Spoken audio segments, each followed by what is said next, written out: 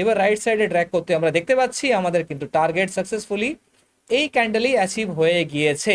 অর্থাৎ এখানে সাকসেসফুলি আমরা 1:3 এর টার্গেট অ্যাচিভ করতে পেরেছি।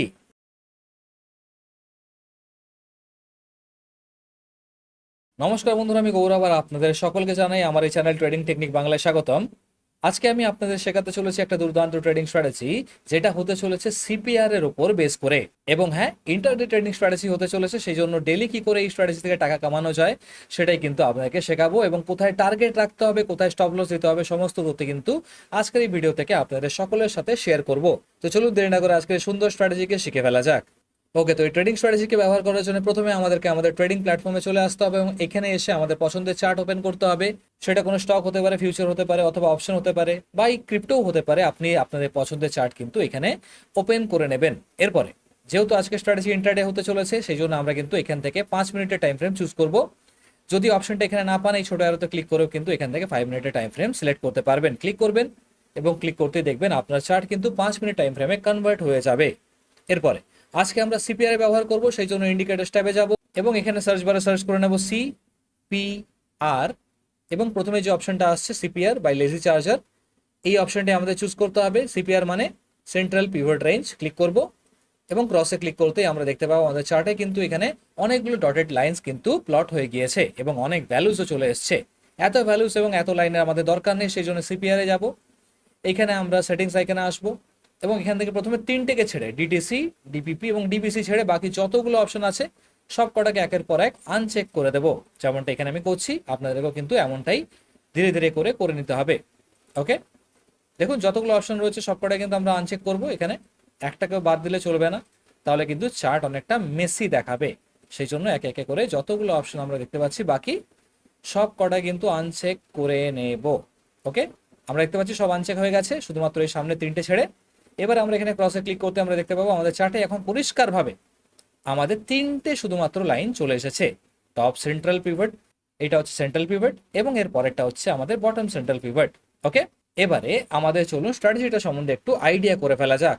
আমরা এখানে দেখতে পাচ্ছি তিনটে লাইন কাছে রয়েছে এবং এখানে দেখতে পাচ্ছি তিনটে লাইন দূরে রয়েছে। অর্থাৎ এখানে top central pivot, pivot point এবং বটম সেন্ট্রাল পিভট কিন্তু একে অপরের থেকে অনেকটা কাছে রয়েছে এবং এইখানেই কিন্তু একে অপরের থেকে অনেকটা দূরে রয়েছে।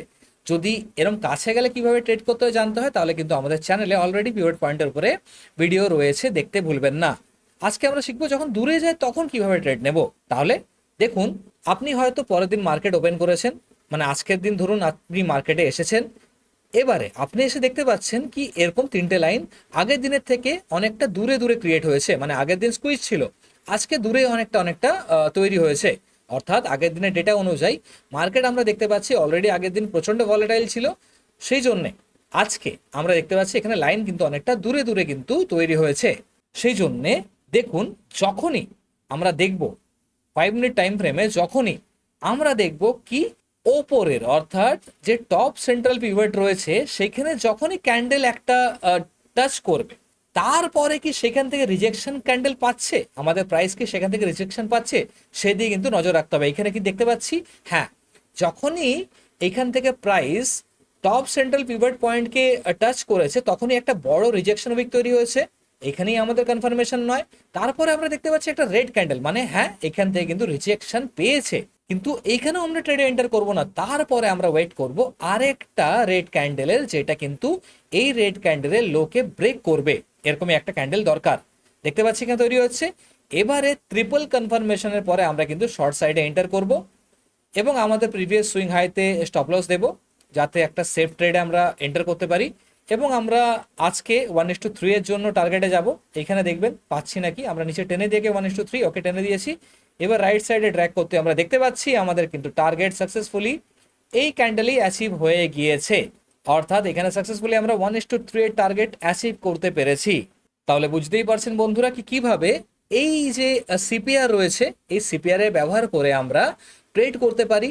এবং যখন সিপিআর অনেকটা দূরে দূরে চলে যায় তখন কি করে ট্রেড করতে হয় তার সম্বন্ধে আজকের আমরা ভিডিও থেকে শিখতে পারলাম। তো আশা করি আপনারা শিখতে পেরেছেন আজকের এই স্ট্র্যাটেজিকে। দেখা হচ্ছে আপনাদের সকলের সাথে পরবর্তী ভিডিওতে। ততক্ষণের জন্য হ্যাপি ট্রেডিং।